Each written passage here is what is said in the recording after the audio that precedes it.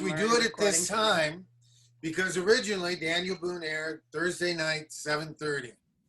So that's why we're doing it this time, because it's 7:30 on the East Coast. Thursday nights at 7:32. There you go.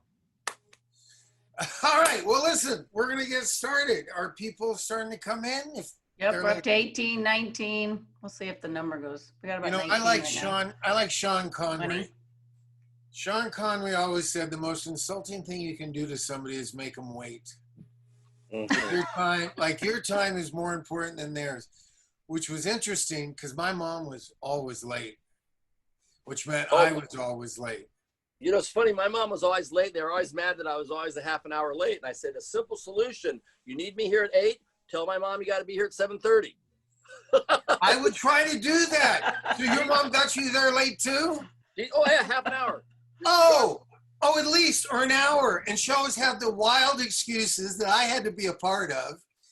And there is nothing like going to a sound stage, opening up those big soundproof doors, walking in a half hour, hour late, and all the adults are there like, yep. Nice of you to show up, Mr. Hinton. You know, and heaven help you if you weren't prepared and knew your lines right away. Because and you have big stars and same thing. Do you know by my 4th year, 5th year, I finally said, "Let me sleep here." Oh, we can't do that. It's an insurance and everything else. We can't let you. And I said, "Look, you want me to be here on time? You want me to be here in the morning?" Yep. Let me sleep here. And they tried it a couple times, and it was the little lot on Sunset Western Avenue. So it wasn't in a great neighborhood, and it wasn't good. I didn't keep doing that. Well, they must have known neither one of you could drive. You were too young to drive. So they had to, but they couldn't blame your parents. No, that doesn't matter. You walk on the set, all eyes are on you.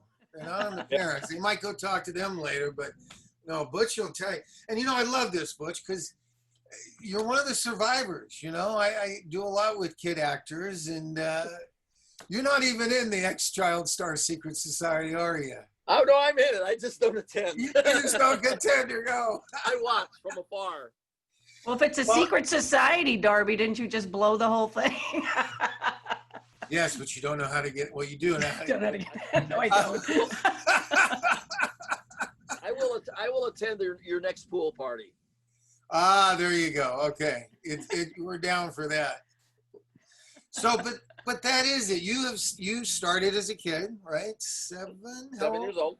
7, and now is that something you wanted to get into? Oh, I don't think anybody at 7 years old really decides they want to be an actor. It was more of a happenstance situation. Stumbled into it. Actually, at 20th Century Fox, where you did Daniel Boone, I did my first movie. Nice.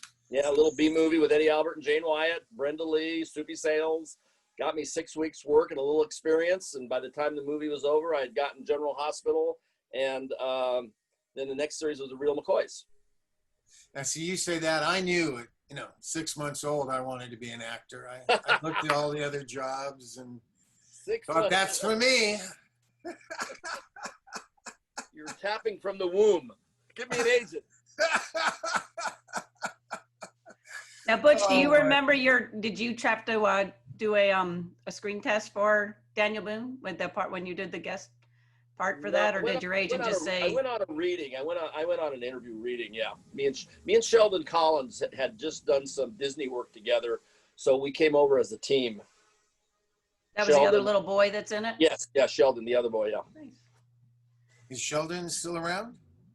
I don't know. Darby will stalk him on Facebook. He'll find out for you. Yeah, because that's what I do, stalk on Facebook. That's what I do. Yes, you have that beautiful beach behind you when you're not surfing. Well, that's because Ginger didn't like Boonesboro when I put it up. She said it looked like a prison. I figured you were going to explain it to everybody, so. Well, actually, it's so hot here. This is nice and cool. And we should explain your keys to my castle there, since it's right over your head there. Yes, my sister's company, Keys to My Castle. My lovely sister, Michelle Lilly, friends with all of us. Darby knows her. I know her, of course, family. Full disclosure here. She's got a great company. She was, and I want to talk about the great company, but I got to talk about your great sister because she was Yeah. cast now in the late 70s in a movie I did. She was cast as my girlfriend, Oh. and we kind of continued that for a while. And no, I you have a very lovely sister, inside and out. Yeah, my sister's a wonderful person. and To it's put a- up with me, to put up with me during this, I came out to visit her in March, and they locked the country down 3 days later, and I just stayed. Oh, okay. Well, then we better plug it there. So what does So her that is- company do? What does it do? It's Do you have a key or two? Yeah. It's very cool. Interesting artistic front door keys Oh, wow. that are, where am I? There, oh, there's the fleur de lis. And they're, she got tired of boring keys, so she wanted to make something that would represent somebody's tastes for their front door. Every time they would open their door, she thought those old boring keys you got at Home Depot were like really ugly. So she came up with stuff like this. And it's very cool because, at night And it or works. anything, just by the way it feels, you can You grab know your it front and door key. there you go. And if somebody wanted to order one of these keys, where would you go? www.keys.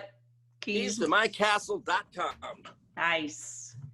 And Lily is your sister's name? Michelle with one Michelle. Okay. L. Doing my Carol Merrill. Am I supposed to write in her name there next? Okay, Floating on your hand. I think you earned your rent for the next month or so. Yeah. But they are great. They're very unique, and there's a lot of them, and very cool. They're good for that hard to buy for person, because you can find something that they really like. There's sports people, there's water, there's beach, there's turtles, there's mermaids, there's fairies and castles. Yeah, something whimsical, something normal. There's always something for somebody. There you go. So All right, I see Victoria's trying to get on here, so if she posts in there, you'll know why.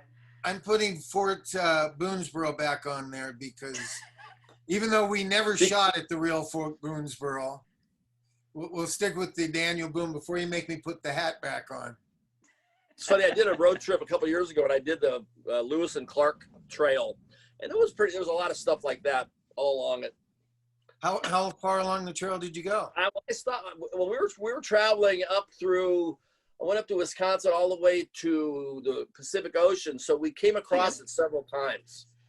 Different spots along the way. They were sort of zigzagging, and we zigzagged, and we crossed over several times. So we saw a couple of the forts, a couple of the river where they just camped alongside the river. It must have been an amazing trip to be the first white men, to see that. To see that the land, to see the topography. Oh, please. I mean, all of it. I know when you go, just stumbling across the Grand Canyon.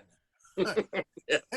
Or I did the Donner Party where I played George Donner, and to go across those salt flats. Yep. And then up into the salt flats is what really did them in, because that's when they lost a lot of stuff. And then to get trapped all those months, and I know, and just see mountains, you come from with their little hills, and then you bounce up against the Rockies.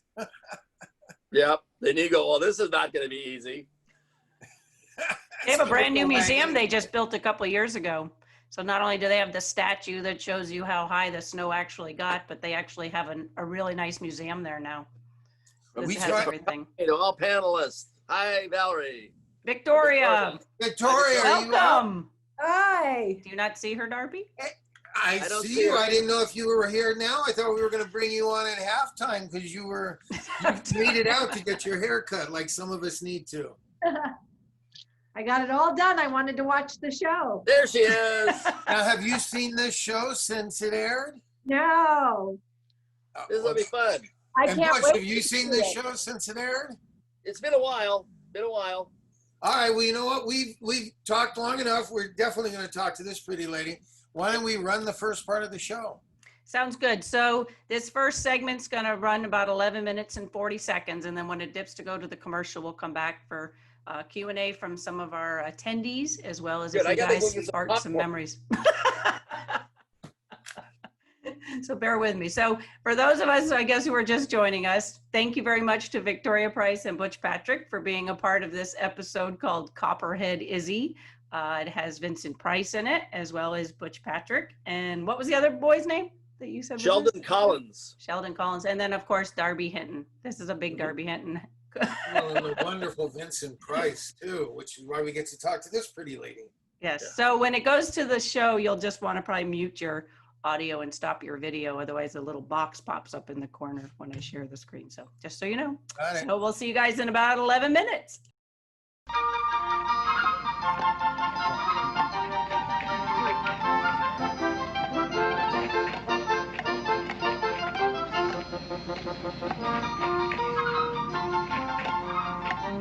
Go ahead, son. Thank you.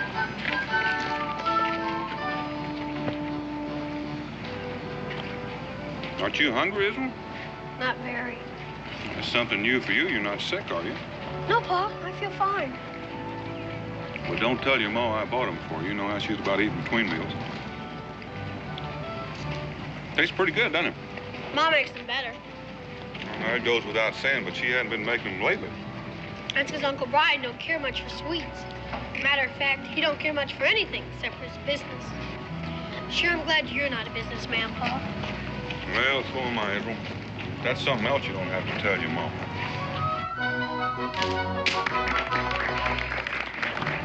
Looks like something's going on up the street. Shall we have a look? If you want.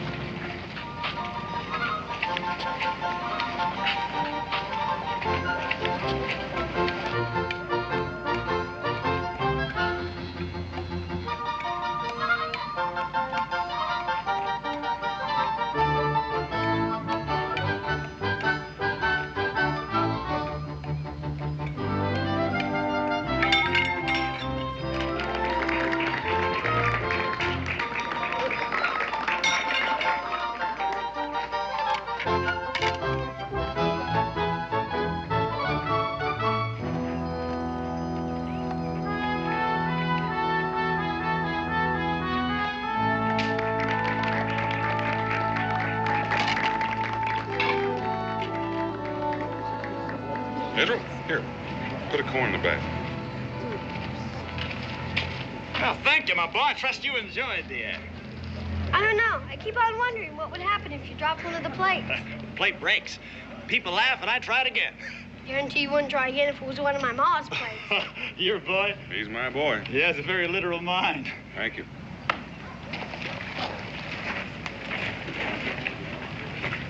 Paul? What does he mean by that? No, that's something you don't have to worry too much about, Israel. Israel? You know, it seems to me you're not having too much fun on our little out. I'm sorry, Paul. I guess I just ain't cut out for city living. Well, neither am I. To tell you the truth, I'm starting to get a little homesick myself.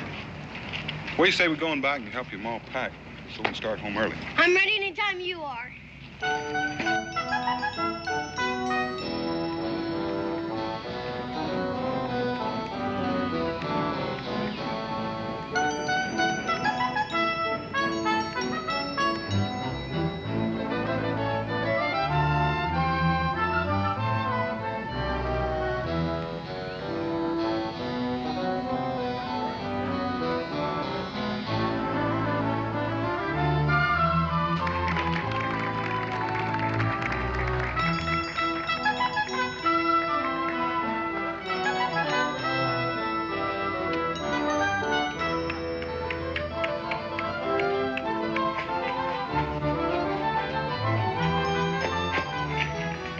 Now, Master Hoot Owl, I take it that you are running for the sake of exercise and not because you are being chased. There's nobody after me. Then don't let me ever see you running again when it is not necessary. Your precipitous flight might well have attracted unwelcome curiosity. Yes, sir. Well, now, let me see what manner of treasure you have managed to collect. Come on.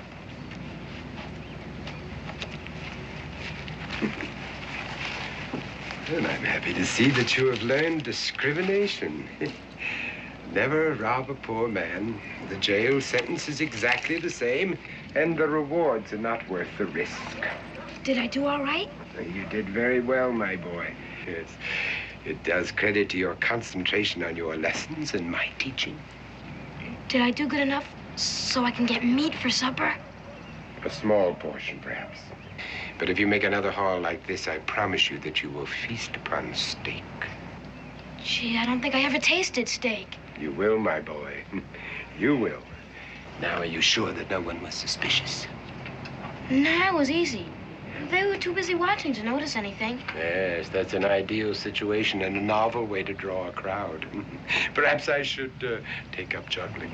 What do you want me to do now? Well, I would say that you have exhausted your single talent for the time being. Get yourself a partner. Black cat, perhaps. Between the two of you, you lads should do yourselves proud, and the day is still young. Shall we go back to the crowd again? Now, don't be greedy. No, you've already harvested that crop. Look somewhere else. Yes, sir. And don't get caught. A gifted chap.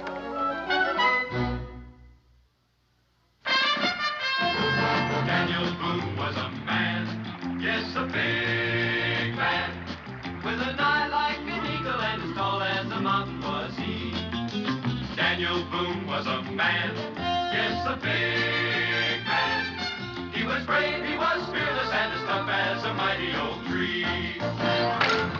From the coonskin cap on the top of old Dan to the heel of his rawhide shoe, the rippinest, roaringest, fightingest man the frontier ever knew. Daniel Boone was a man, yes, a big man, and he fought for America to make all Americans free. What a Boone was to do and what a clean thumber was he.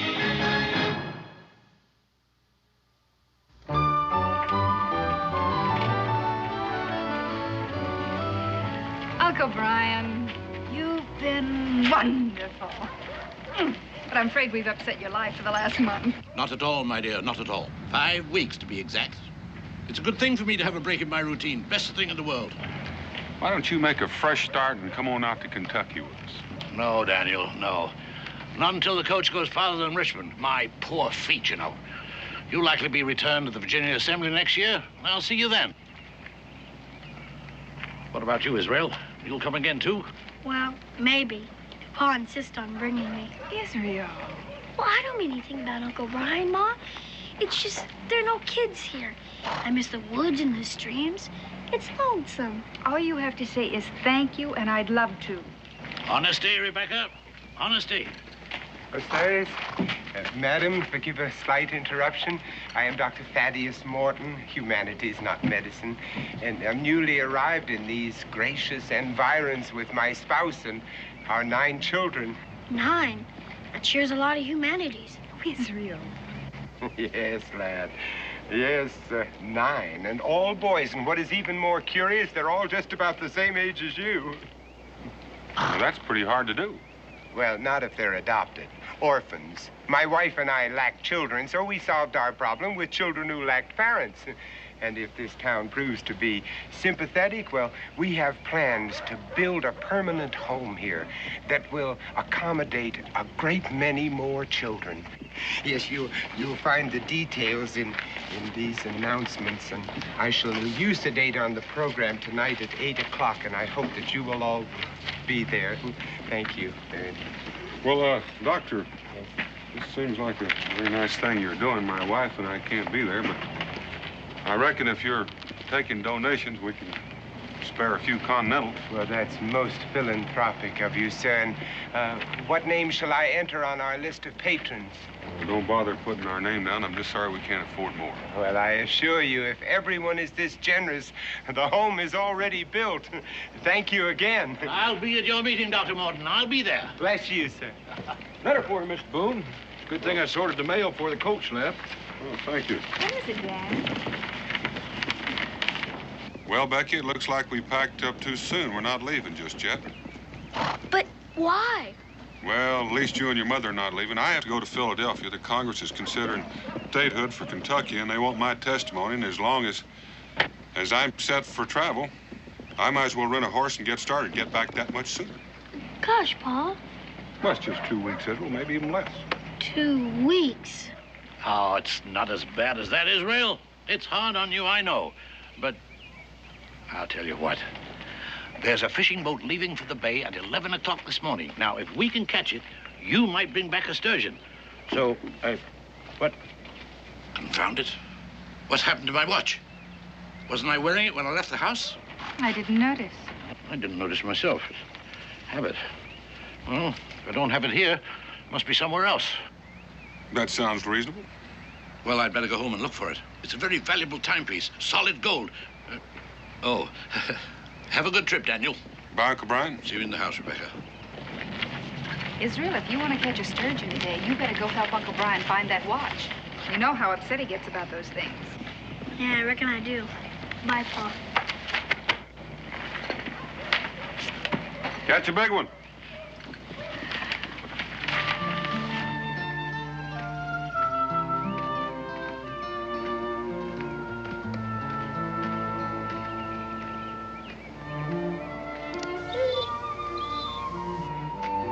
Hi, boy.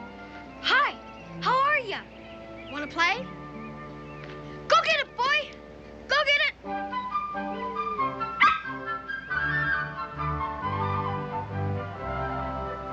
Come here, boy. If you were my dog, sure could teach you to retrieve. Want to play some more? Jupiter. Ready? Jupiter, where have you been? Come on, Jupiter. Guess you Come on. better go before you get both of us in trouble.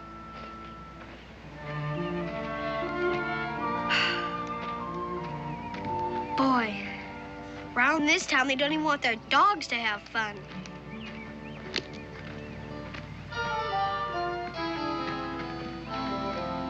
Hi, fellas. Want to go fishing?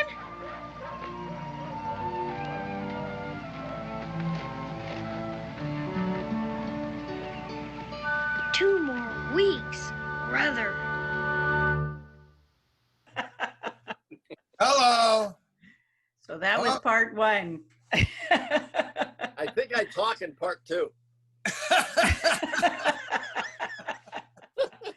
So Butch, did it bring back any memories of the first day you were on the set with Darby or anything like that? Yeah, it actually probably did, because I used to always enjoy doing Westerns because you got to dress down. You got to wear Levi's. You were able to be a kid, be dirty. And then at this time when we did this, Darby's like squaw boots, you know, were all the rage for all the hippies anyway. So he was like wearing the really cool clothes. I did get to wear a fringe jacket for a long time after that. They sent us the wardrobe to go get some secondhand, hats and stuff, but he got the cool clothes. Now, when did they tell you that you were going to be working with Vincent Price? Oh gosh, you're going back a long way. I'm pretty sure that we found that out during the initial interview. Because I got to tell you, I have never liked scary movies. I still don't like it. Yeah, I'm not a big fan either. If I go to a movie, I want to be taken somewhere. I laugh. I love comedy. Yeah. And I'm not a fan. I'm not against them. But of course, if you have older sisters, they want to drag and make you do that. So I had seen parts of The House of Wax. Yeah. Now, you went and did Six Gun Territory and Ghost Town and some of those amusement parks back east where you did the gunfights and stuff? Did you do No. Oh, you missed it. Did Tombstone. Oh, you did good times. I'd go back there and do the personal appearances, and we'd live on the park. And the apartment they would have for us would be in the saloon up the stairs, and you had to go by all the old mannequins. So the mannequins were there all day long, and all the crowds of people. And then finally the park empties. There's nobody there. You're on a mountain in the middle of North Carolina. And and my sisters had made me see parts of House of Wax. So anyway, this terrified me. Then they said you're going to be working with Vincent Price. I'm like, huh? What? No. And when he came on, I tried to avoid him.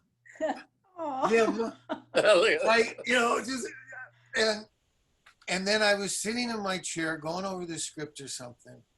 And all of a sudden this hand comes on my shoulder. And I turn around and I look up and it's him.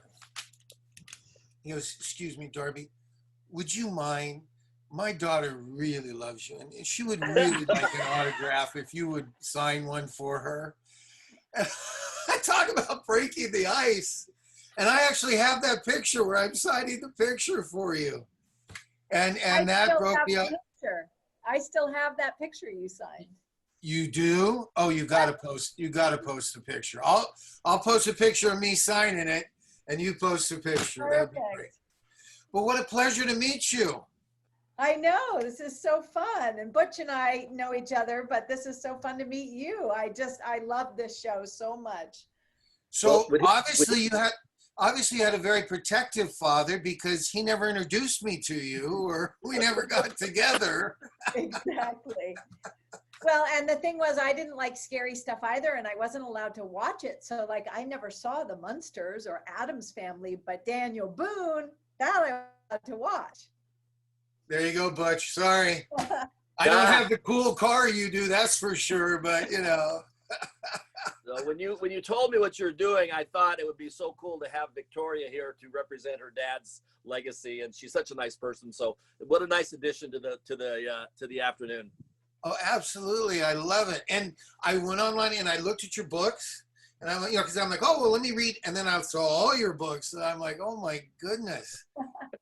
So is writing something you love doing from the beginning? Yeah, I always loved to write. And my dad actually wrote a number of books.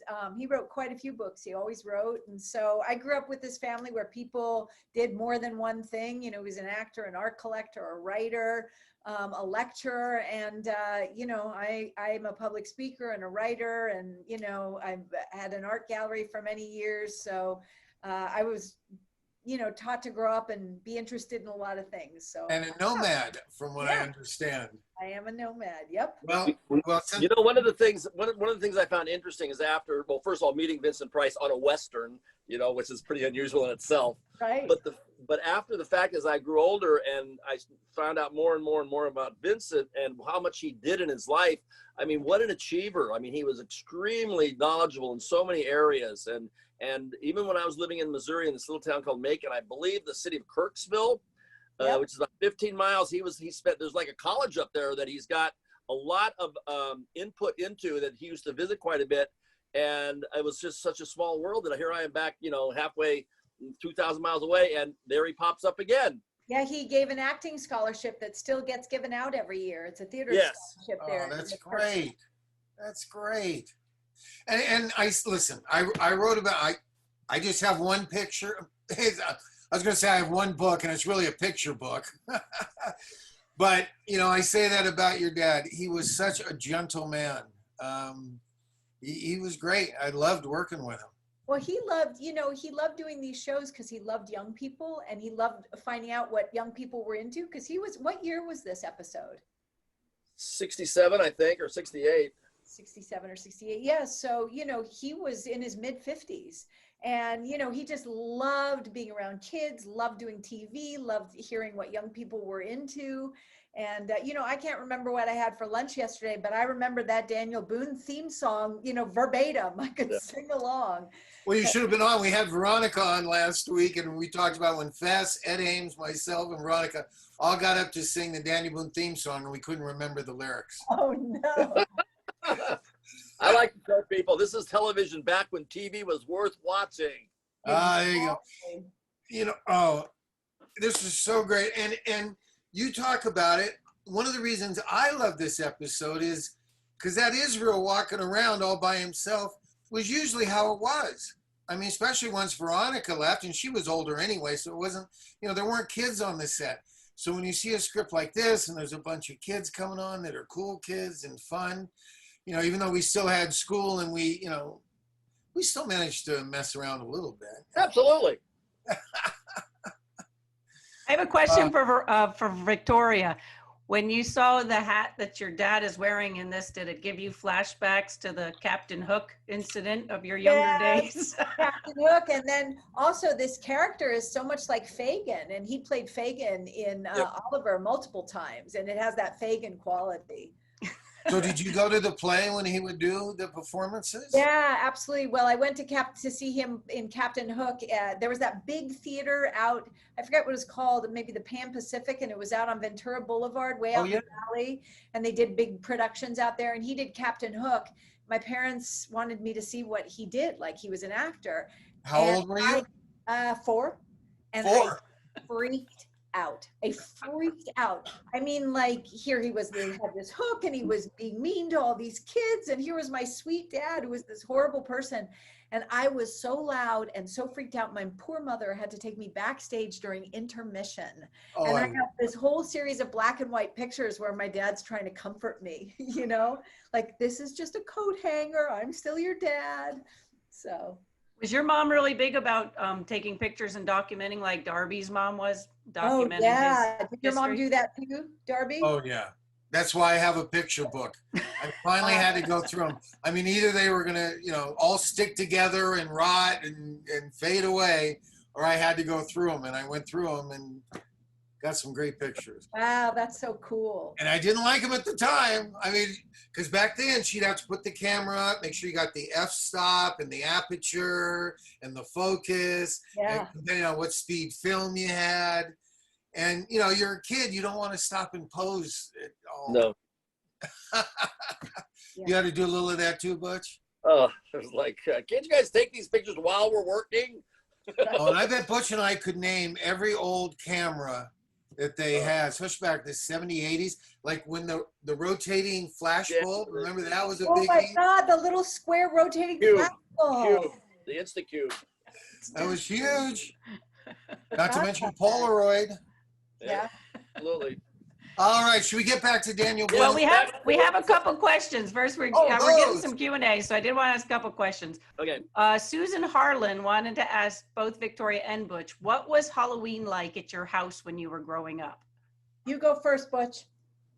Well, I was working on the Munsters, and I had Mike Westmore in the lab at my disposal, so you would think that I would really go all out for Halloween, but I was always a guy that about 3 hours before the sun would go down, I'd go rummage around the garage and come up with a last-minute costume. That was just kind of a little ritual that I did, and I always wound up creating something that would work, but I never really tapped into the professional angle. I enjoyed just rummaging around and making my own. Well, I had the total opposite because my mother was a Broadway and Hollywood costume designer. So I would say, oh, I want to be a black cat or I want to be a cowgirl. And I would end up being like a Broadway production of some freaky orange clown. So I hated it. But the fun part was that my dad would take us trick-or-treating. And I had this idea that the flats of Beverly Hills had the best candy. And otherwise in my real life, I was allowed one candy a week and not like a candy bar, like a peppermint or a butterscotch or something. So, but Halloween, you could keep what you wanted. And so I had this idea that Palm Drive in Beverly Hills had the best candy. I don't know where I got that.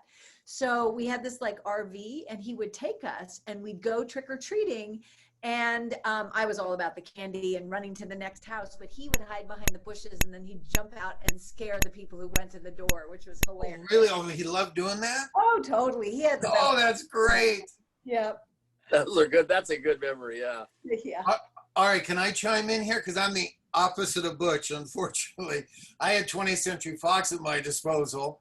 And on every Friday, our teacher made that art day so we could do whatever we want. And I always headed to the makeup department. And I had every Planet of the Apes monkey mask. But my favorite was Voyage to the Bottom of the Sea, because they had like the mud men and the frog men. Yep. And I loved it because I could put all this stuff on my face and go ring doorbells and be with other kids and nobody stopped me and said, wait, oh, can you get and can I have and so I could just be a kid. And so I loved it. That makes a lot of sense. Yep.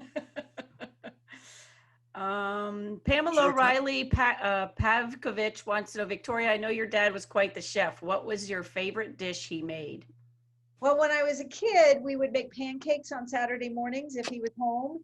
And I loved that. But he also made this unbelievable souffle, which he served with this salad. It was like leafy greens with super pungent garlic sauce. I mean, garlic dressing. So it was this incredible souffle that was light but crunchy, and then this garlic dressing salad that was unbelievable. Nothing I would eat now, but if I could go back in time, I would have it again in a heartbeat. It was so good. Is that recipe in the recipe book that he has? Yeah. Is it really? Yep, they're both in the recipe book. So yeah. Nice. There's a question. Hat, Butch. Huh? Good looking hat you had on there, Butch. Oh, this one here? Yeah. It's the 7 5/8 hat as a kid. Wow. And I want to talk to you. All right, maybe on the next break, because I think we do got to get back to the show. But I got to talk to you, Butch, about doing lids. Because the last lunch I had to cancel before going because of the whole COVID shutdown was with Sid Kroc. Okay. You all right? So we have got to go back to lids. Oh, absolutely. I love Sid. No problem. Now, Ginger, please, can we get back to the show? Okay, just so you know, this one's kind of lengthy. This one's 1944, so this is kind of the heart of the show. So don't fall asleep. I'm going to go to the market. Make that popcorn. Yeah, you haven't made your popcorn yet, but this is where you talk. You actually talk here, Butch. I speak. I got my popcorn. Skinny pop, huh? All right, here we go.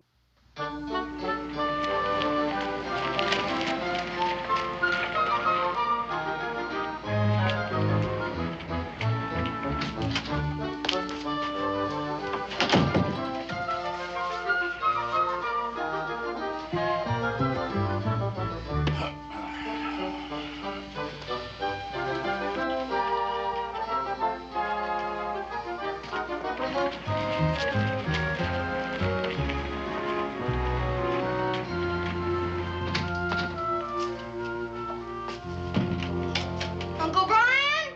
I'm in here.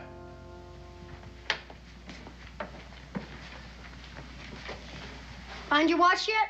No, otherwise I'd stop looking for it. I remember I had it here last night. I was writing a letter. I laid the watch out where I could see it, because I promised to meet Mr. Stevens over at the warehouse at 8:30. Oh, Did you meet him? of course I met him. Bought 1,000 pounds of indigo. Well, then you must have taken it to the warehouse with you. True. Then why would I leave it there? Maybe when you came home, you put it on your dresser. Then you went to bed. Ah, perhaps that's it. I'll go look. Yes. Yes. I always put it on the dresser when I go to bed. At least I think I do.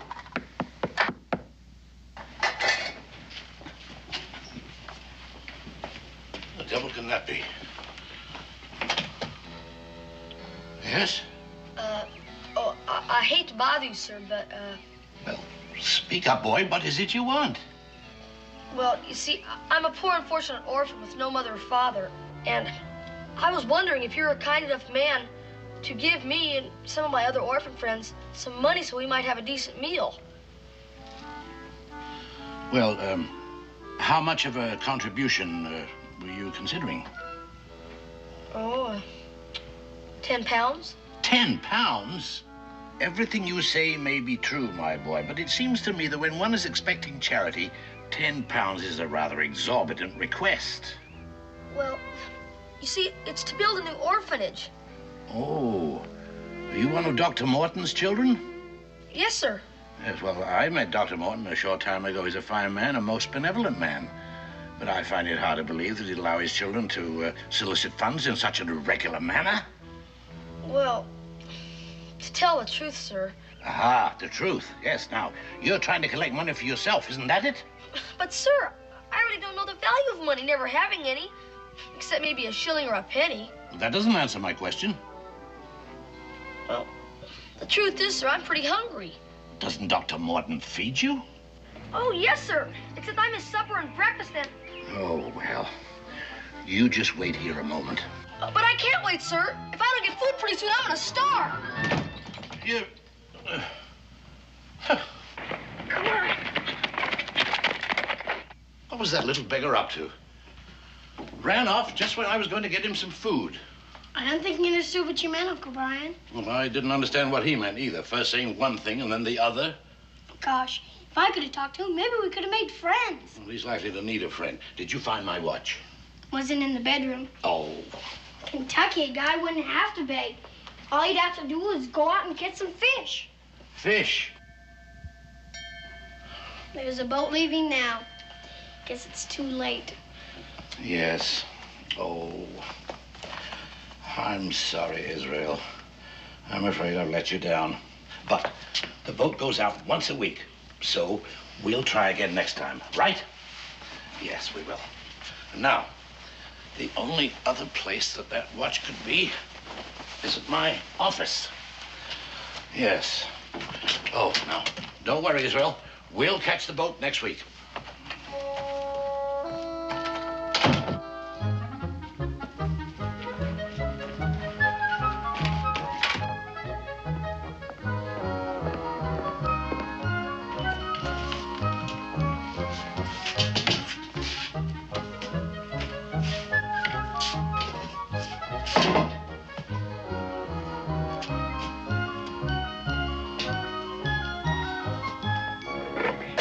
Enough?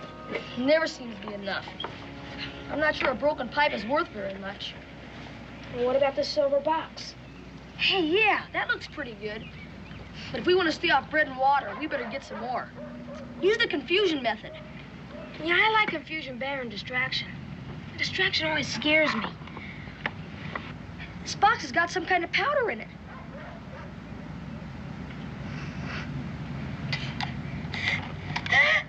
Achoo! Shh, someone will hear us. Be quiet. Achoo!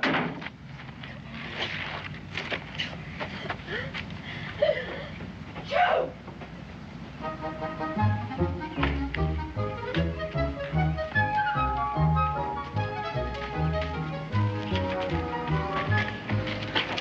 How about that place? We'll use the confusion method.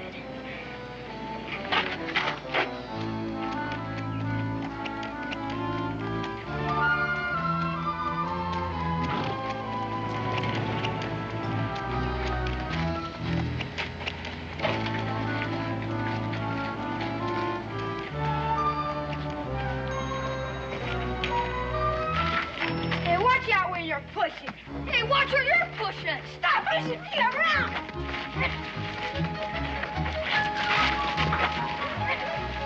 Hey, stop it.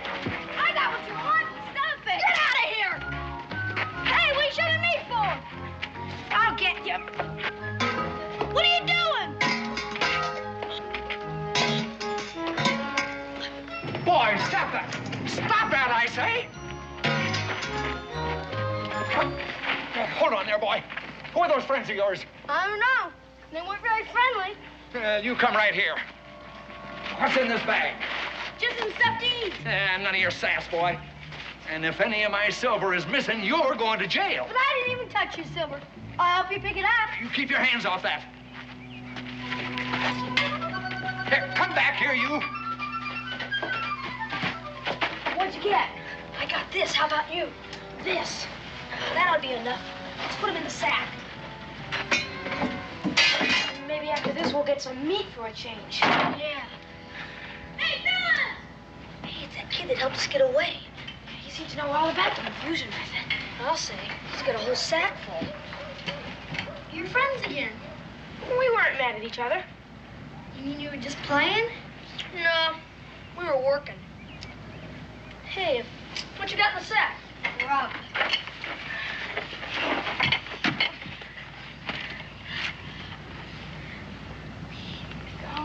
Oh, meat!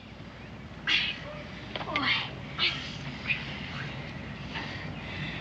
2 kinds of meat. Now, this is for dessert.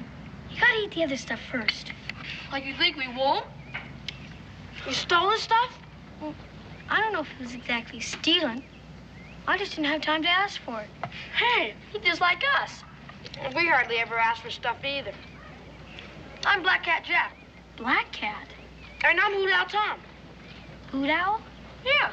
What's your name? I'm Copperhead Izzy. Hi, Copperhead. Join the gang. Wait a minute. Let's do this the right way.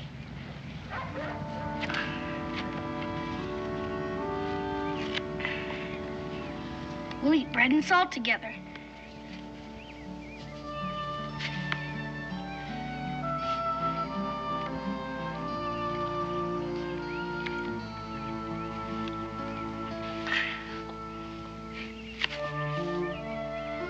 Now we're brothers for life.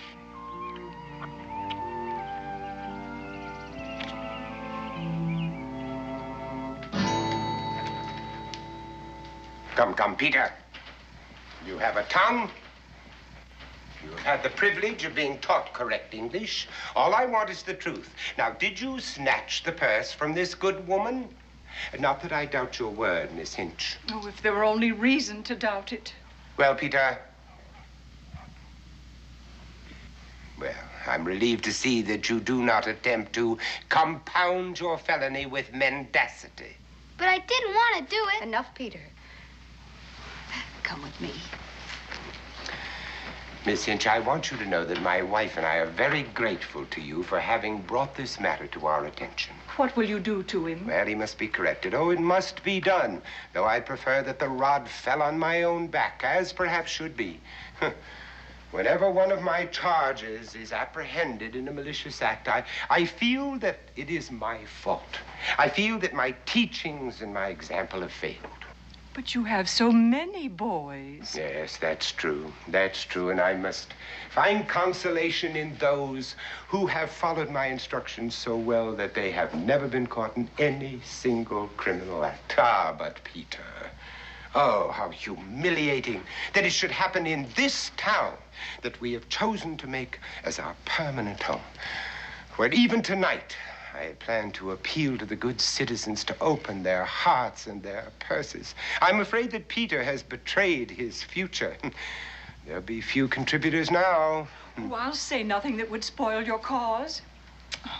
Better not to have reported Peter at all. No, you did absolutely right, Miss Hinton. I must do the right thing, too. Perhaps as the injured party, you would care to see the correction applied? Oh, no, Dr. Morton. Oh, I believe that Peter was sincerely repentant. It seems to me that he's learned his lesson. And as soon as he becomes part of this community, I'm sure he'll be no more trouble. Yes, if only he could be assured of growing up in a community where there are people of such kindly understanding as yourself. Oh, that would indeed be a blessing. Now, if, I seldom go out in the evenings. I wonder if I could make my contribution now. Would 10 pounds give help? And perhaps make you just a bit more lenient with Peter? Oh, Miss Hinch, after what has happened, your generosity is like heaping coals of fire upon my head. And the children, yes, they bless you, too. Now, if you will wait till I hitch up the horses, perhaps I can drive you home. I don't live very far from here. It's been a pleasure, Dr. Morton. Your pleasure is my profound delight. Oh. And the children bless you, too. Oh.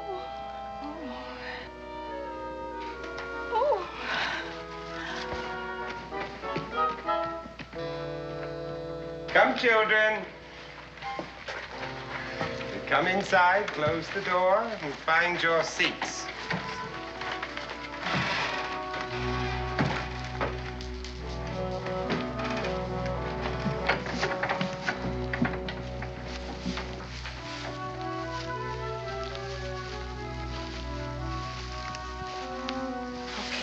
You stay here. We gotta report to Dr. Morton. Gentlemen, Chicken Leg Pete has been caught stealing, and he's going to have to be made an object lesson. You're late. What did you have to say for yourself? Silver. Yeah, now that's what we like to see. You boys are beginning to learn the value of things. I commend your selection. Watch out, Mr. Morton. That stuff's powerful. Powerful? On the contrary, it's excellent snuff. French, I'd say. All right. Sit down.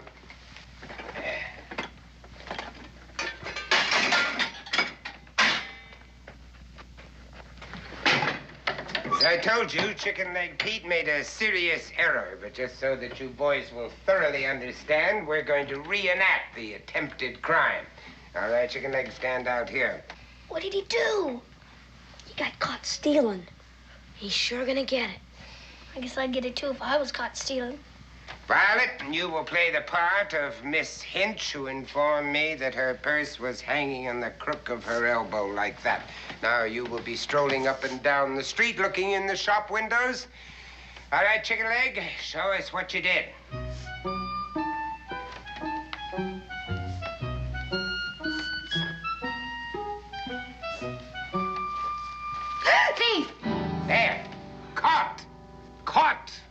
Because you paid no heed to what I taught you. Because you failed to practice. Caught! What mortification you have caused me by your stupidity. And for that, you will be on bread and water for 1 week. All right, sit down.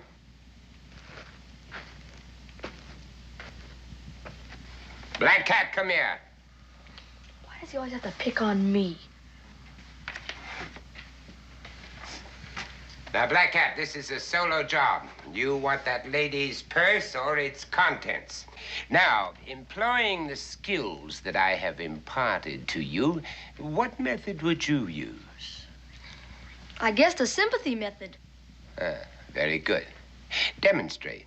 All right, Violet, stroll.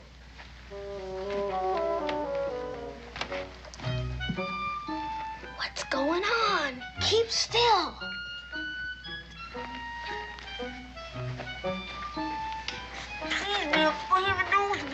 Not my sleeve. Here. I'll get you a handkerchief. Ah.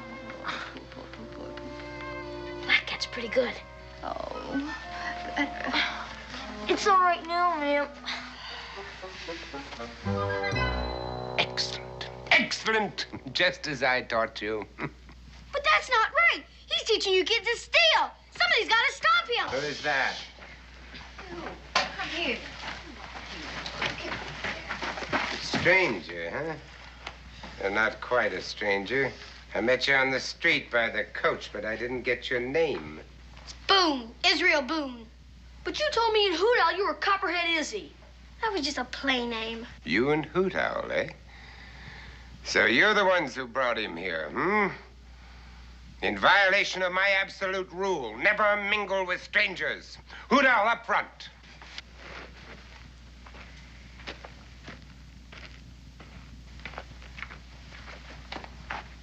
Now, for introducing a stranger into our midst, you will both receive a sound thrashing.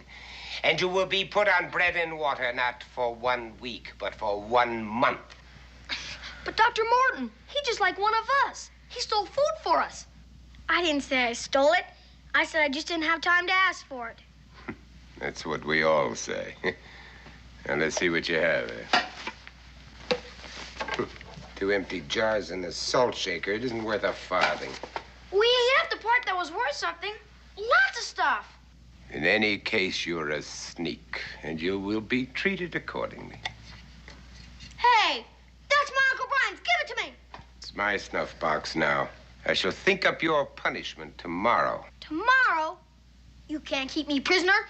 You can't keep any of these kids prisoner. This is my family. And because you joined them of your own free will, you will become part of my family, too. Violet, lock the doors.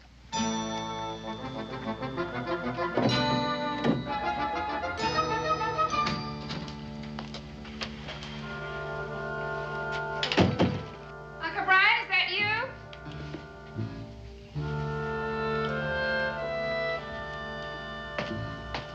Oh, what a day. Goodness, I didn't expect you back so soon. They think the fishing boat came home till evening. Missed the boat. I've been at the warehouse looking for that confounded watch of mine. It's not there. It's not here. Did Israel go with you? Israel? He was here when I left. He's out playing, I expect. Where is that blasted watch of mine? I wish I knew. I wish I knew what happened to our food. I could swear I left a roasting pullet in the middle of that table.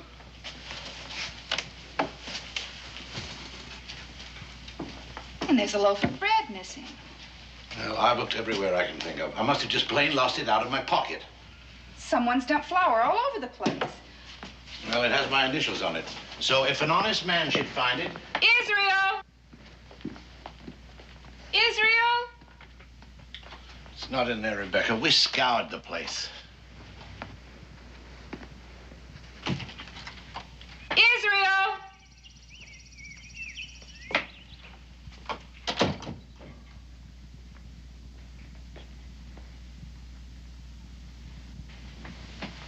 Israel Boone!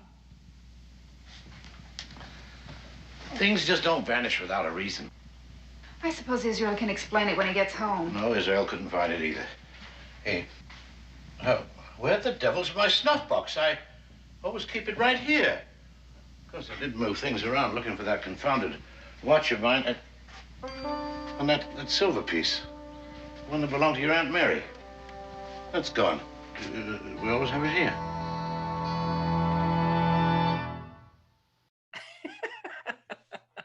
There's everybody. I have Everybody a there? picture of him scratching his nose there because it's the only picture I have from the shoot. But boy, he's good looking, and that's it. I think it's all going to go down to what he's got. I think I'm ready to trim it all off there and go with the Vincent. Were he and Fess Parker the same height? They look both very tall. I mean, my dad was 6'4". How tall was Fess Parker? Yeah, 6'7". Oh, wow. Yeah.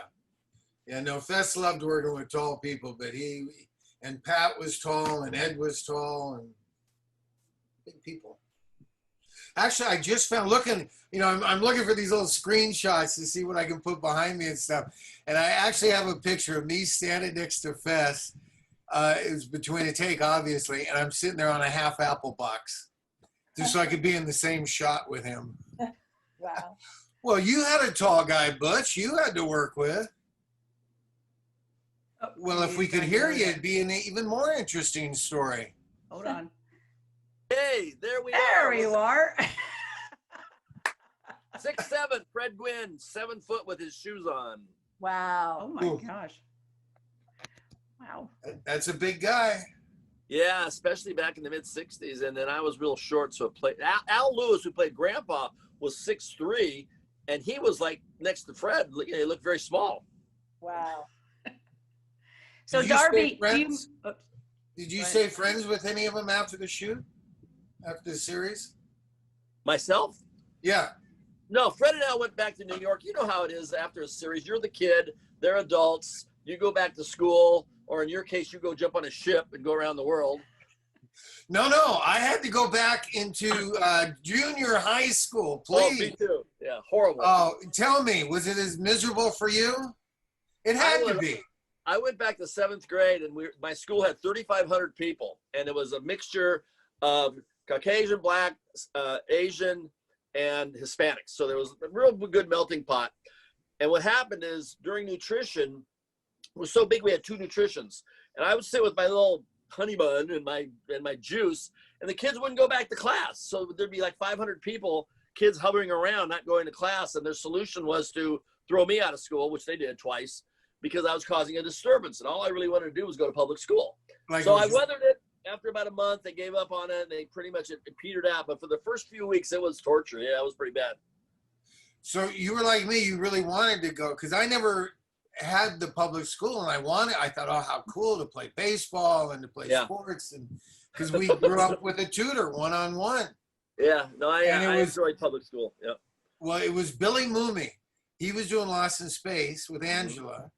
And their series went off a year before ours, I think it was. But he had to leave, and he came back, a few months later. And Francis Clamp was our teacher on the main lot. We had our own teachers, as you know, but on the main lot, Francis ran that thing.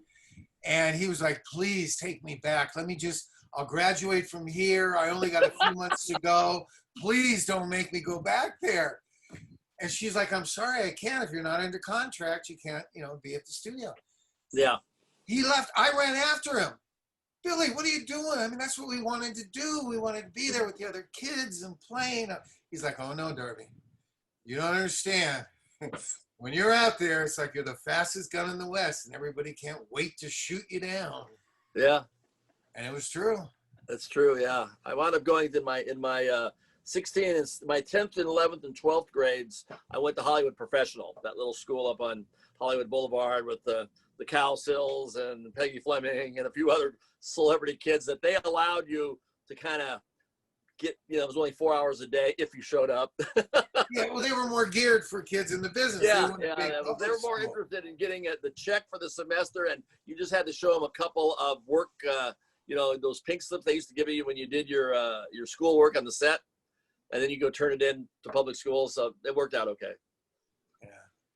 What was your experience in the school system, Victoria? Did you go with Hollywood kids, or did you do your own thing? Or Yeah, our school was full of Hollywood kids, and some, some who were working kids, like Melissa Gilbert was, there, and so a couple of the Little House kids, and then a couple of the kids who did the Peanuts voices, like, and yeah, so there were a lot of working kids, and then kids of celebrities too. But my parents, they were really strict. I mean, no matter what I wanted to do, they were like, "You're not missing school. You're going to have a normal life. If you want to do anything creative, you do it after you graduate from high school." I mean, I could do creative things, but they would never have let me, do anything. So they weren't pushing you into the business. The opposite. And I think my dad was of that generation where, like, nobody even knew he had a kid. Like, when I did want to do things in the business, he never recommended me. He never told anybody about me, because, like, nepotism was a dirty word. So and what about in school? Did kids give you a hard time because of who your no, dad was? because everybody, I mean, in my class alone was Nat King Cole's daughter, Clark Gable's son, Bobby Brown and Sandra Dee's son. It was like all Hollywood kids. So it's a business town. People always say that, and I say, yeah, it's like if you grew up in Detroit, probably everybody was in the car industry. Let me see, who's your godfather again, Darby? Who was your godfather? I got Charlton Heston and Win Rockefeller. Since my dad died when I was young, my mom gave me two. Wow. Gave me Moses, and what was really cool is Win was only about 10 years older than me. So Win was really a great godfather growing up with. And that's how he would call me on the phone. It's the Godfather. I loved it. Darby, did you go to Cotillion? I have this idea you went to Cotillion. 4 years I went to Cotillion. Mrs. Henry's Cotillion. Oh yes, I did you go to Mrs. Henry's? I did too. I thought you were older than me, but I remembered seeing you in the distance. I was like, oh, that's Darby Hinton. There you go. And Charlton Heston would come to that. My mom helped put some of that together. And yeah, you talk about a celebrity. And that's how, my mom started WAIF, the first international adoption agency, and all these things.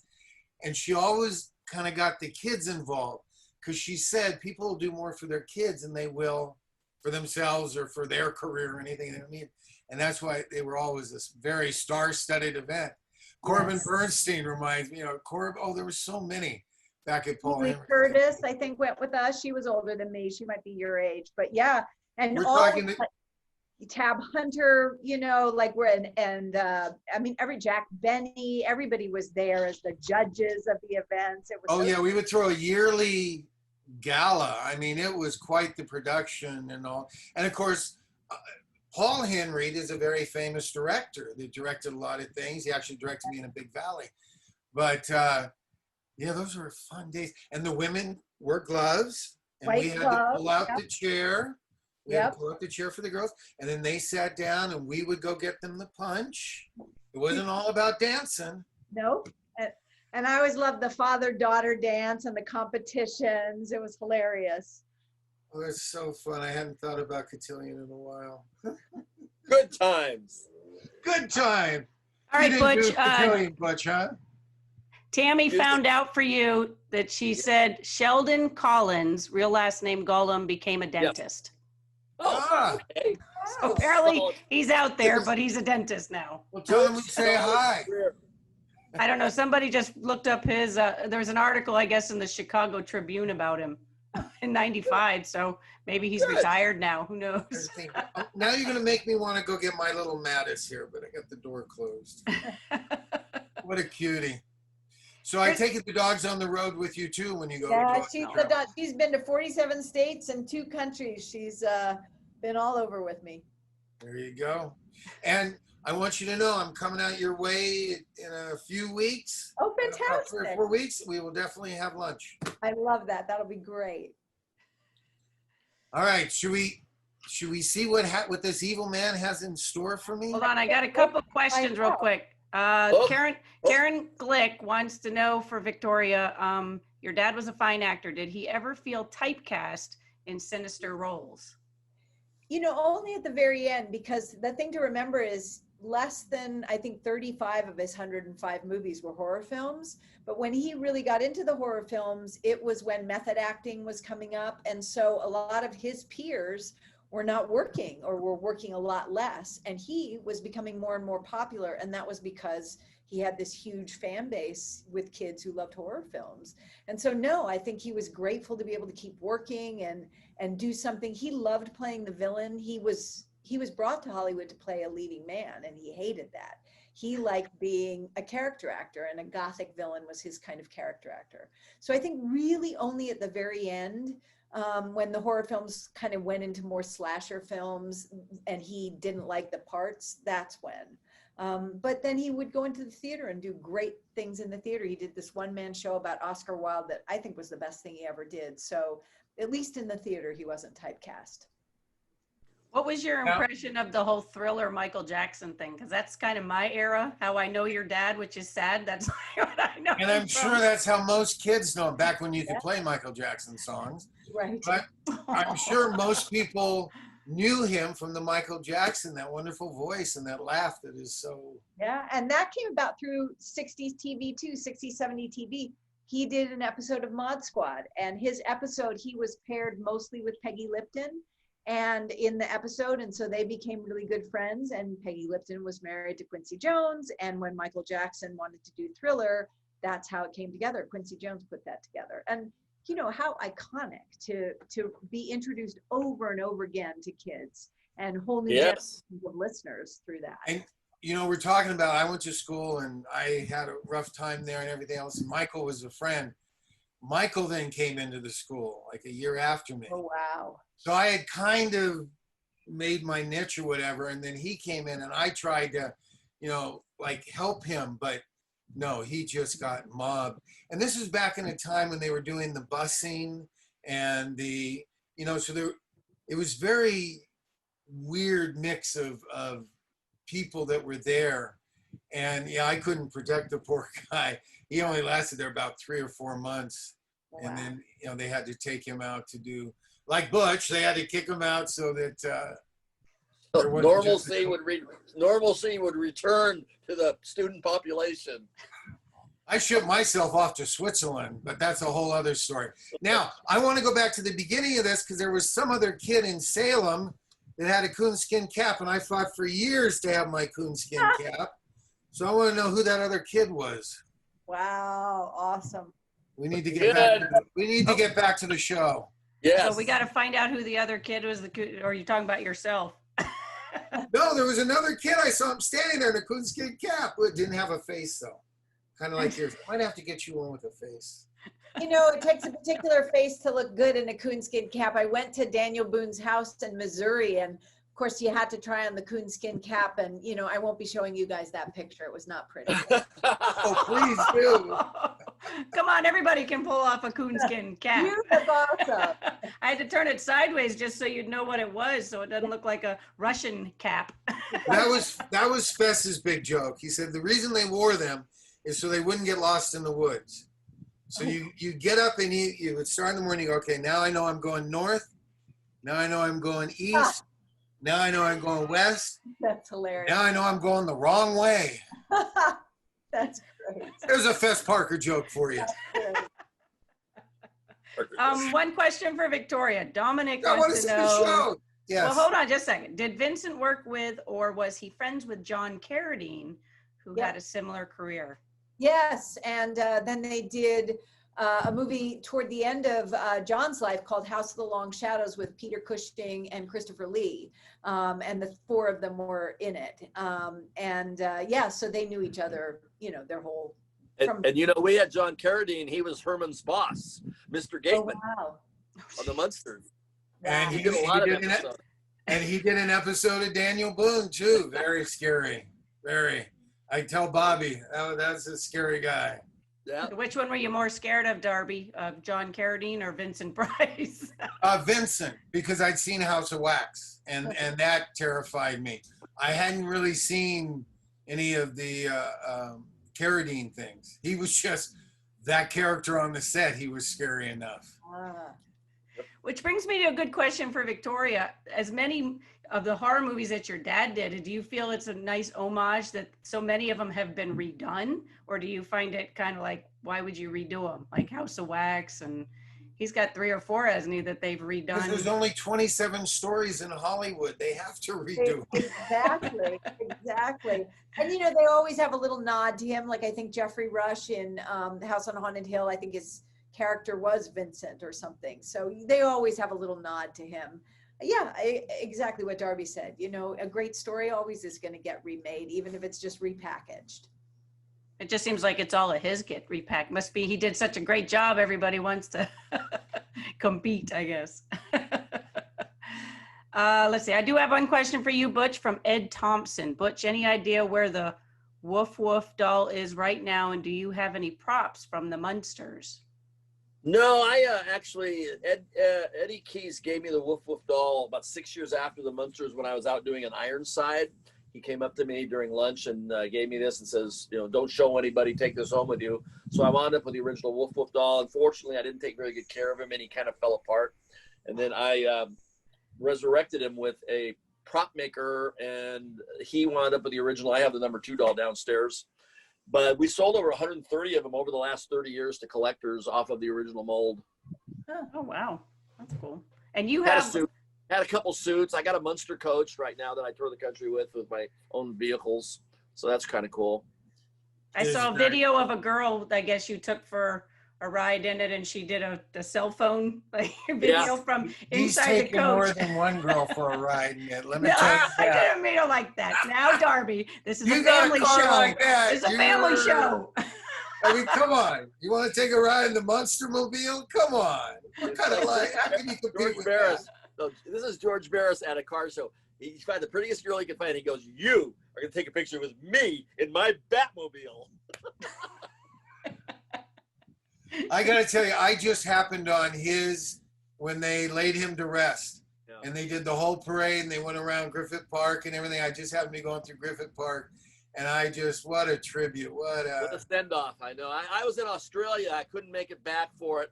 But they put him they laid him to rest in a candy apple gold coffin with fins on it, and it had the 6 basic cars. It had the Batmobile, the Munster coach, the a la carte, the Hirohito Mercury. Anyway, it was a very nice send off.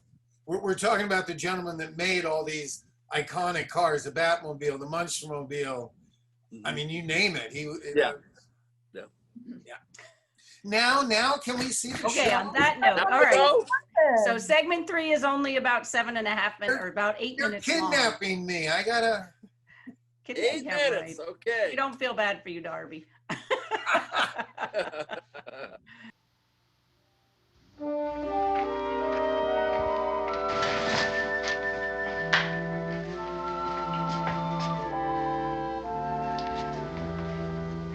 He wouldn't stay away this long unless something's happened to him.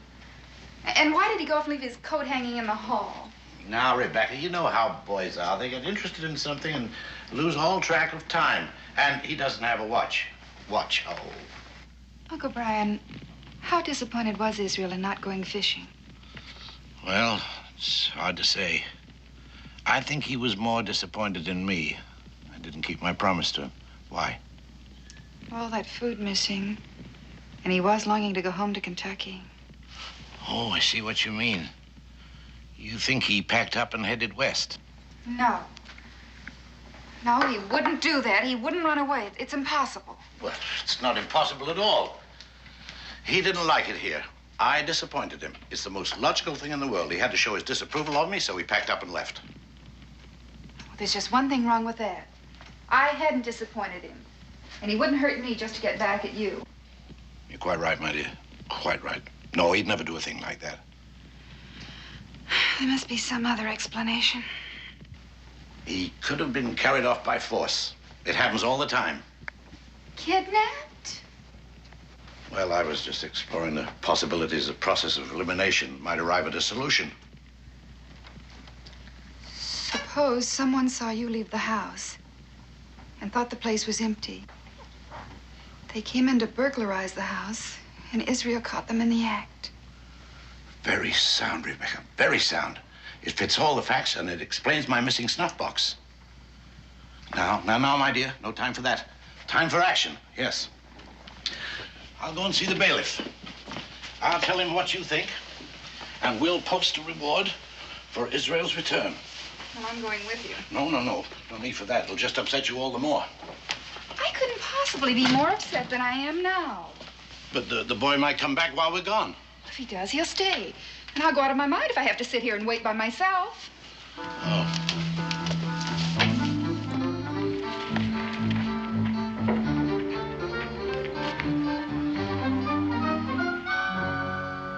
Don't you fellas know it's wrong to steal? Sure, we know it's wrong. But we have to. We gotta earn our keep. How did old Martin get you in the first place? Nobody else wanted us. We got signed over to him and his wife, legal. So if we try to run away, he can always get us back. And he's such a smooth talker, nobody ever suspects anything. Gotta think of something. My pa gets captured by the Indians. He always gets away. Feel a lot better if we could escape without any help. But I guess it doesn't matter much anyway. We'll escape in a few days. How? Oh, there are gonna be people looking for me. Sooner or later, they'll look in this barn. Sure, it's gonna be embarrassing. How can I face Pa when I can't even escape from a barn? You don't need to worry about that. And you got an idea? I got an idea. You don't know what's going on yet. But if Dr. Morton is planning on raising money for a permanent home, you mean he's just planning to raise money? What we swipe is nothing to what he gets. We're just bait.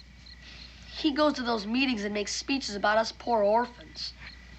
My Uncle Brian was planning on going to that meeting. There's only some way I could get word to him. That's it.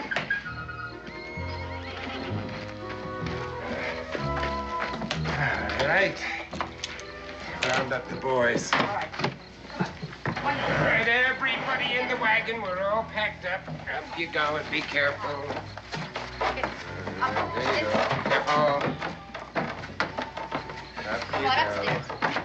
Up. All right. I don't want to go. Thaddeus. As I told you, you joined us of your own free will. You're now one of our children. You want to go with the rest of the boys, don't you? All right, in you go. Now, mind your feet.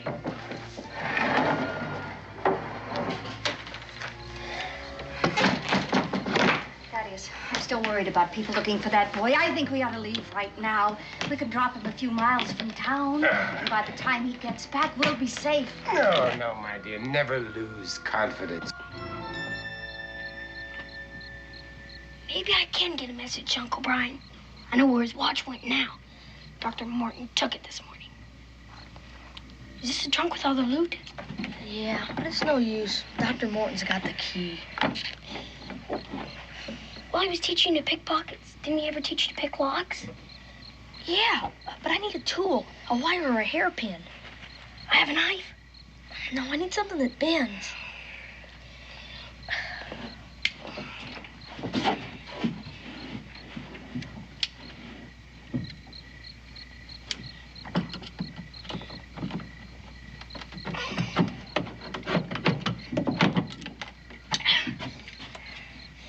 I have a bent nail. Yeah, that might work. After I leave for that meeting, drive the wagon into that patch of woods south of town. And then if anything goes wrong, the people will be looking for me here, and we'll simply vanish into the night. Boy, if Dr. Morton catches me at this, we're in big trouble. You want to escape, don't you? Why else do you think I'm doing this?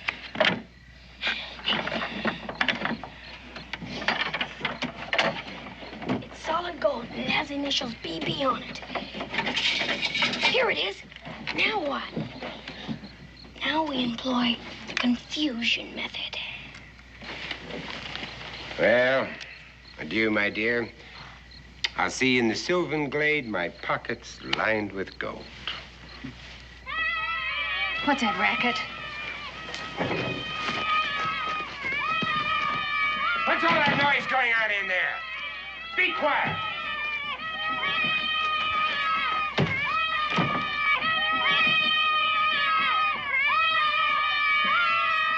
All right, now, let's see what's going on. What are you doing? Now stop it! Stop it, you hear me? Will you stop that? You boy! All right. Oh, fool. Boone, I have a suspicion that you're at the bottom of all this. I haven't time to deal with you now, but I'll let you amuse yourself imagining what the punishment I'm going to mete out will be. And I warn the rest of you, if there is any more trouble, you'll each one of you receive a sound thrashing, no matter who the culprit may be.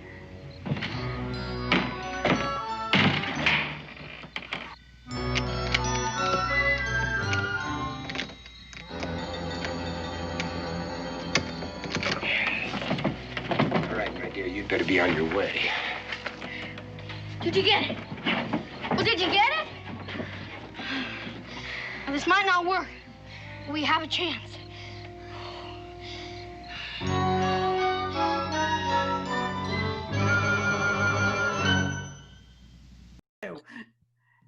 I saw a person and they were going, there she is. Hello, Michelle. Hello, how are you? Let's see Darby. Good. There he is. Your brother's been doing a great job plugging the keys to my castle. I know. He's my key pimp. Here's some other ones that are pretty cool. Peace sign. Peace sign. The big, the heart. There you go. There you go.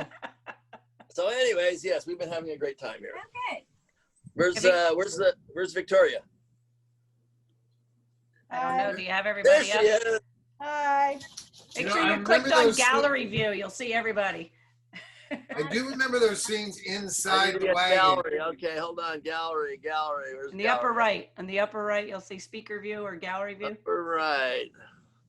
I switched to gallery. There we go. Oh, Upper left. Upper left on mine. Oh, darn. No problem. So anyway, more questions, or Darby? You mentioned something about Sid Croft. Yeah, I was going to have lunch with him. He was at whose funeral was it? Anyway, we crossed paths, and we were going to have a whole thing. And I remember you did lids after Puffin stuff, and how they got away with these names, I don't even know. Now, most kids today aren't even going to know what a lid is, but you know. I heard, yeah, the 4-finger lid. I heard at some point there were 4-finger lids that you could buy marijuana in. Yeah.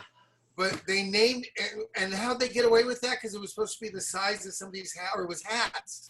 Well, it was all the creative. The story goes that Sid was a very creative guy to begin with, and he was the creative force behind it. Marty was more of the producer status that would get everything handled. And there actually was another brother named Harry that signed the checks that I never did meet, Harry Croft. I never met him either. But. All I saw was the signature on my check and said Harry Croft.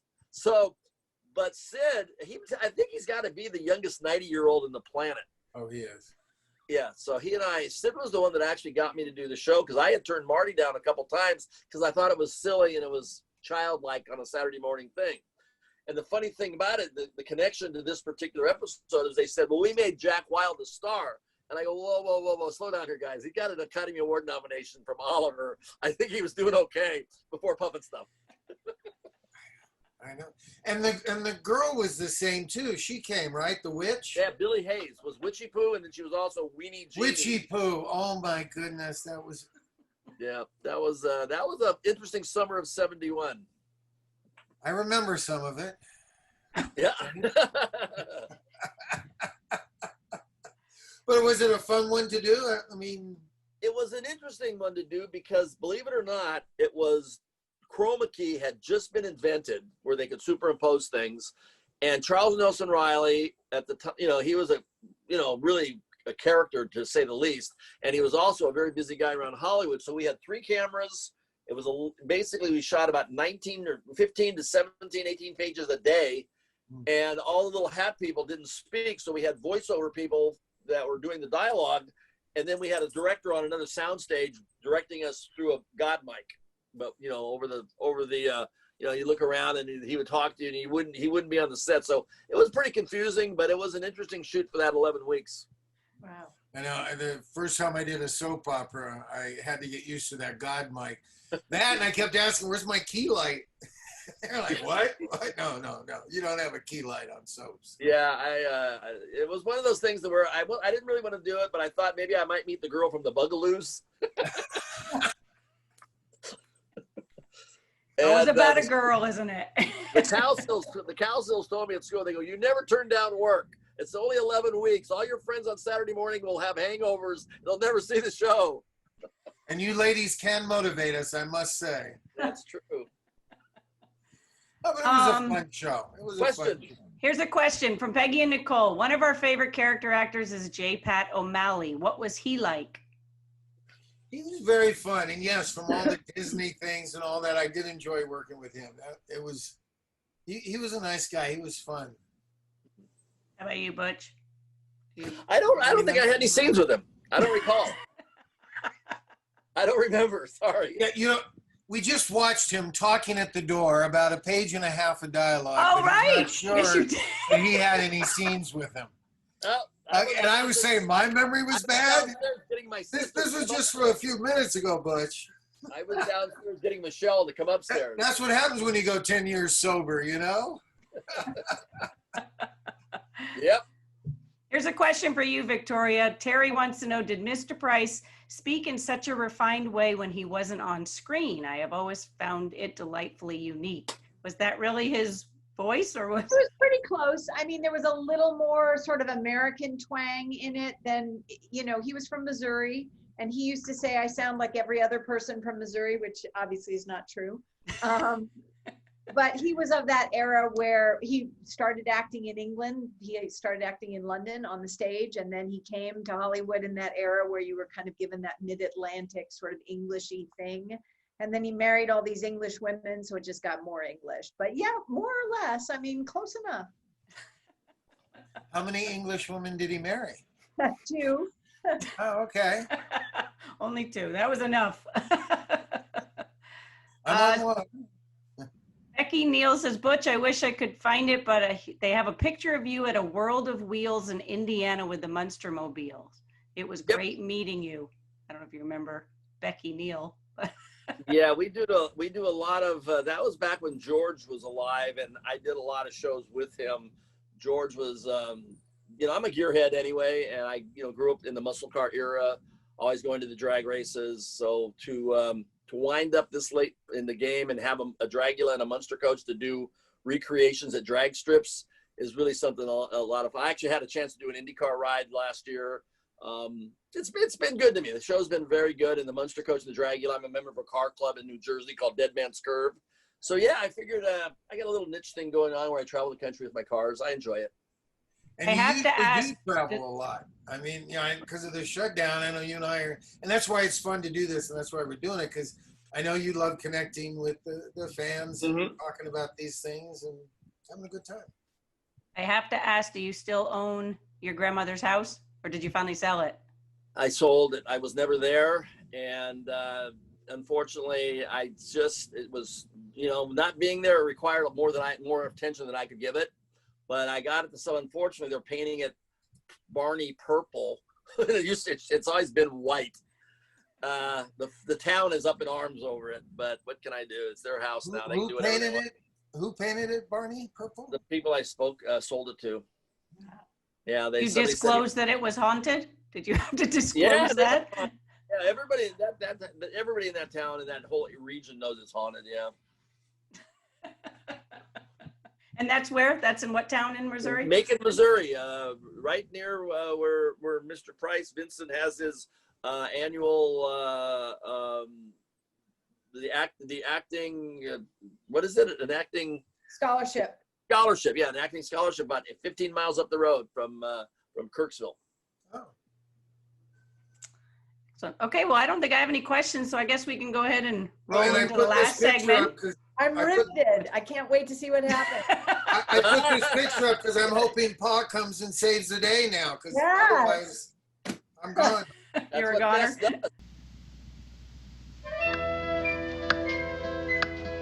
I don't know what else we can do. We've posted the reward. People are out looking. I can't understand why there's no word from the bailiff yet. Well, there must be some answer.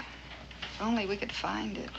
Well, we've tried everything, and we don't have an answer yet. The thing I don't understand is the missing food. If there was a thief in the house and Israel walked in on him, why would he take time to rob the pantry? Well, it could have been he was hungry. Israel could have walked in on robbing the pantry. Logical, my dear. Very logical. We know there was someone else in this house besides Israel. Israel would never steal. Food. Food. Rebecca, before I went to the warehouse, there was this beggar boy came to the door. Beggar boy? Yes, I remember him distinctly. He was an orphan, about Israel's age. Uncle Brian, you never mentioned this before. Well, it slipped my mind, and I didn't think it was important. Oh, please, Uncle Brian. What did he look like? What did he want? Well, he wanted money for the orphanage. Oh, he wanted this, he wanted that, 10 pounds, a shilling, old clothes. He finally even asked me for food. Did you give it to him? Well, I was going to, and all of a sudden he ran away. Did Israel hear this? Well, I'm not sure. You see, he was looking for my watch, and... Oh, wait. He must have heard something, because he said the boy didn't understand me. That could be the reason he took the food. He took the food for the boy at the orphanage. Yes, but he should be back by now. It isn't that far. Well, he stayed. He made friends with the boy, and he forgot about the time. Wasn't Dr. Morton holding a meeting tonight? Yes, 8 o'clock. I planned to attend until Israel got lost. Well, you're still going to attend. Well, there's no point in it now. Besides, I wouldn't leave you here alone. Of course there's a point in it. Don't you see, if he took food to that boy, Dr. Morton may have seen him. Good heavens, you may be right. 8:45. All right, Rebecca. I'll go to the meeting. And if I miss Dr. Morton in the meeting, I'll find him later. Where are those orphans now? In that old barn just north of town. Oh, I think I'll go out there. Israel may have found himself some friends. Yes.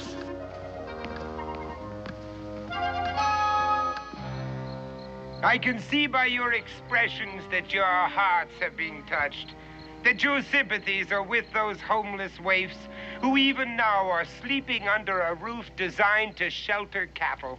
They have wandered like the beasts in the woods, with only my wife and myself to serve as their shepherds. But they need more. They need a community of upright people like yourselves, men and women who can give them examples of honesty and industry and generosity. Generosity must come first before all of those other blessings can follow. And so as I pass among you, I beg you to consider that my hat is simply a safe repository from which your benevolence may pay dividends for generations to come. Thank you, sir. Thank you. And thank you, Matt. Thank you very much. That's very good of you. You know, you are buying the ground on which those children are now sleeping. Thank you. And in place of that miserable hovel in which they live now, thank you. Bless you. You are building a temple to human kindness where not only these orphans, but many other orphans in years to come may go and seek shelter from the storms of life. Oh, what joy you people give me. I just could weep. I really could. You know, there are no words to express my gratitude. Thank you. But you will hear it in the voices of the children. And I must go now and let them know of their great good fortune. And I beg of you all to appoint a trustee of your own choosing from among yourselves with whom I may deposit these funds in the morning. I wasn't sure I'd make it in time.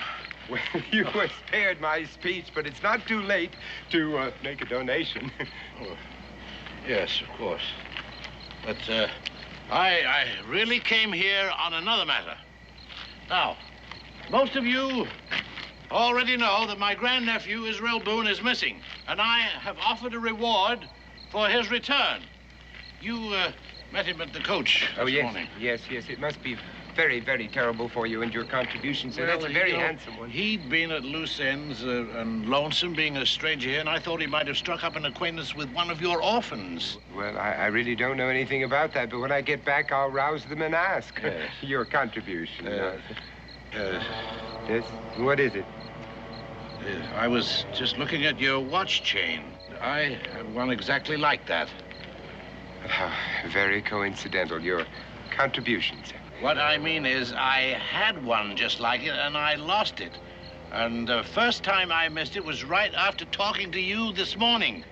Well, my wife will be expecting me now. This is my watch. My initials were engraved on. After him. He's a thief. He's robbed us all. Get him. Catch him.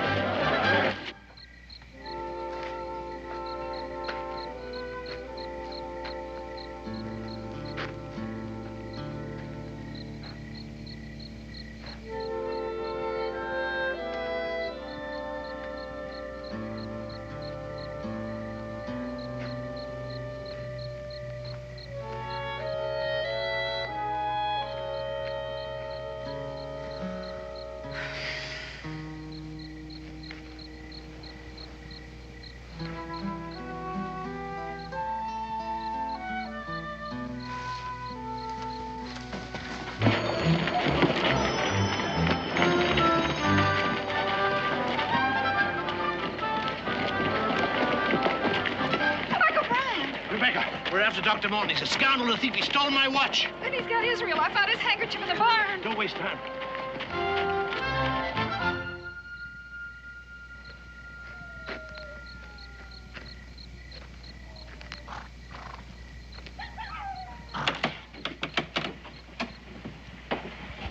How's everything outside? It's all clear. I only had something longer and thinner. Hey, what about the sword? Good, get it! If I can loosen that kingpin, this wagon isn't going anywhere.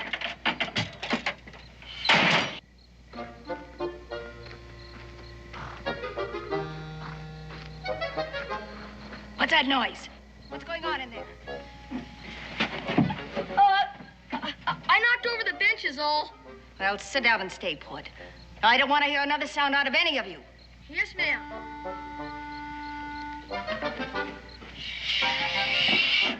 Gotta loosen these bolts. It's coming. The bolts are loose.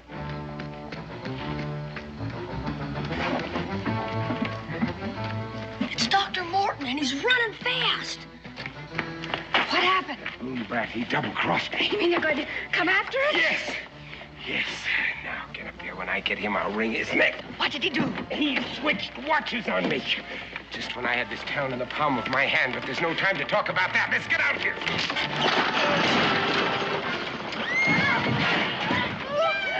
Oh, stop crying.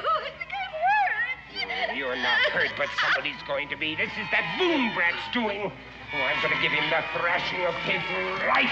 And you, too. You, too. You think that you can outsmart Thaddeus Morton and get away with it, do you?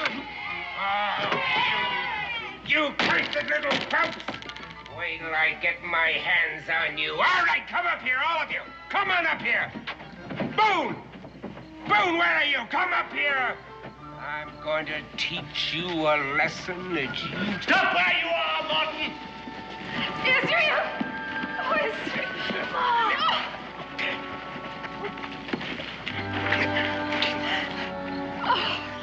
Hi, Ma. These are my friends. Black Cat Jack, Hoot Owl Tom, Chicken Leg Pete, and I'm Copperhead Izzy. Copperhead Izzy? Come on in there.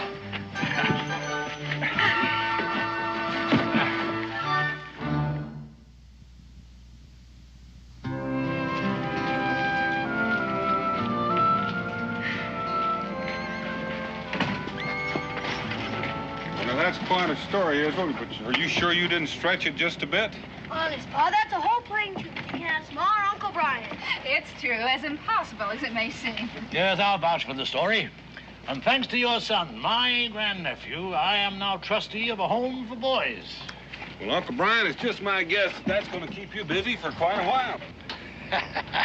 No doubt. But it has its rewards. You see, Daniel, I never realized till now what an empty life I've led. And I can thank Israel for that, too. You don't have to thank me, Uncle Brian. The way was lots of fun. I think we can do without that kind of fun. Well, it looks like we're on time. Confound it, what's happened to my watch again? Here it is, Uncle Brian. Well, how? It's what Black Cat calls the sympathy method. Uncle Brian, you're just going to have to be more careful, or somebody's going to take it from you.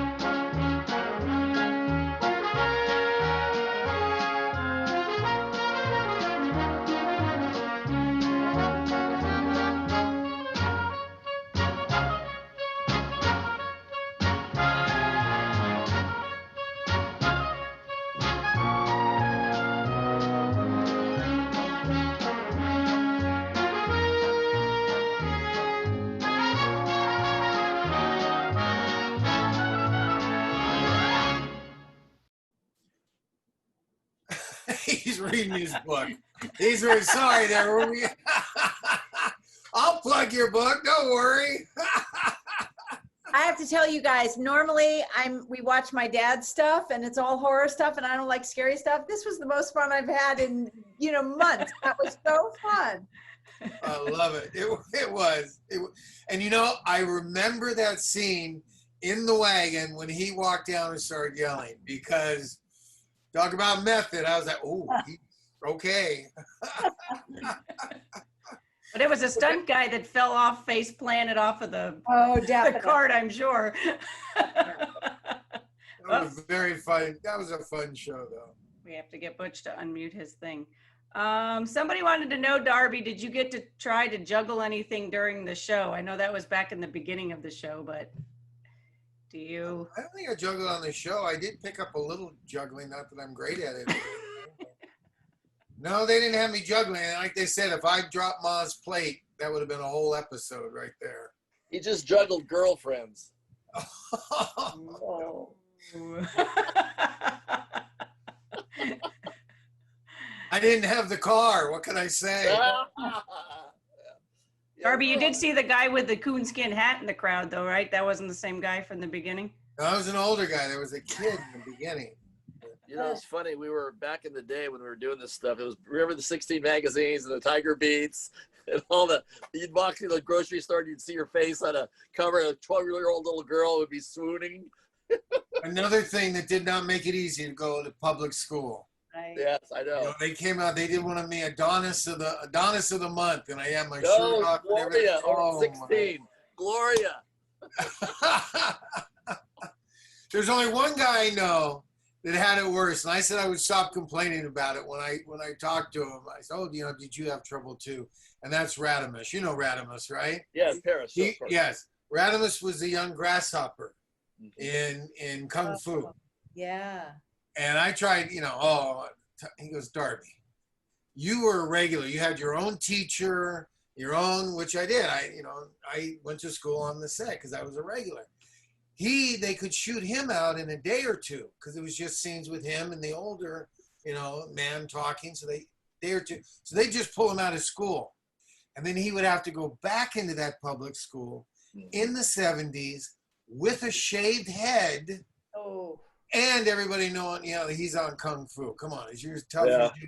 Wow. Kung Fu. Like, oh, that had to be rough. He goes, yeah, they saw me coming on the playground a mile away with the sun bouncing off my head. Yeah, but I used to do a thing on how to get into the show business the right way, and one of the things I would tell the parents and the kids, I go, a lot of parents don't think the whole thing through, the effect it has on the entire family. Sure, the kid in the movies, that's one thing, and going back into school, they don't think that through. But the siblings, and somebody's got to be hired to cook for the mom that's gone on the set. There's a lot of factors go into play of how it can disrupt the household. Paul Peterson and I talked about that because I do minor consideration, Sure. Looking Ahead, and a bunch of organizations for kid actors, and it really doesn't get talked about. But there's more suicides of siblings of actors than actors, and there's too many of the young actors that are no longer with it. But the sibling is even more because, for no fault of their own, how do you live up to, your brother or somebody else?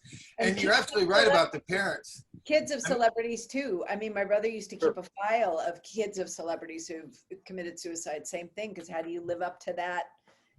That idea. What if you don't want to be famous, but you're considered a failure if you choose not to have that life? Well, and I often called fame the most addictive drug out there. And it's one, even if you don't want it, it gets thrown on you. You do this and you get it as much as no. But then when it goes away, it's like, wait a minute, I can't get into the favorite restaurant. I can't do this or that. And it's a drug that you can't buy back. You can't go to the dealer and go, okay, I want another shot of, and it's rough. And that's why that's why I said in the beginning, Butch, it's so great to talk to you because you're one of the survivors. You're still in the business. You love doing it. You stay active.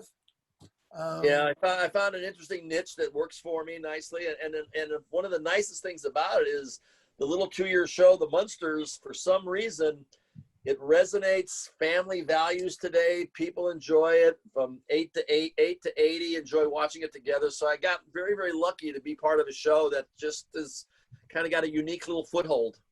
Yeah, absolutely. And then Daniel Boone, people are always going to love. Daniel Boone reminds me of a Disney movie. I mean, it just always reminds me of the World of Color. Well, and that's why everybody confused her with Davy Crockett, because he was Davy Crockett, you know. But you know, after Davy gets to the Alamo, the story gets a little thin after that. Yeah. The production value, though, of it reminds me a lot of a Disney production. Yeah. And you did a couple of Disney Wonderful World of, right? Yeah. In fact, Sheldon was on one with me with another kid named Lindsay Davis, and then the same summer I did The Loner with Edward Andrews and Frank Silvera and Kim Hunter, which was spent a whole summer at Disney, which was kind of unusual because normally they don't do back-to-back World of Colors, and they were both two-parters. So that was a good summer for me. And Disney took its time with everything. Yeah. I mean, I was used to Boone one week. It was kind of like the gold standard. If you can, I mean, it wasn't a Kurt Russell thing, but if you got over to Disney, it was a good place to be for a kid. Yeah, no, I got to do Boomerang there with me, Darren McGavin, and 499 turkeys. There you go. All right, are we good? Well, Darby, your sister, so you can feel like your siblings are safe. Darren Hinton said, "Love this. It has been so much fun." Oh, thanks, sis. Your sister did tune in. Charles Brown had one. Butch, do you own any muscle cars? I know you had mentioned a couple.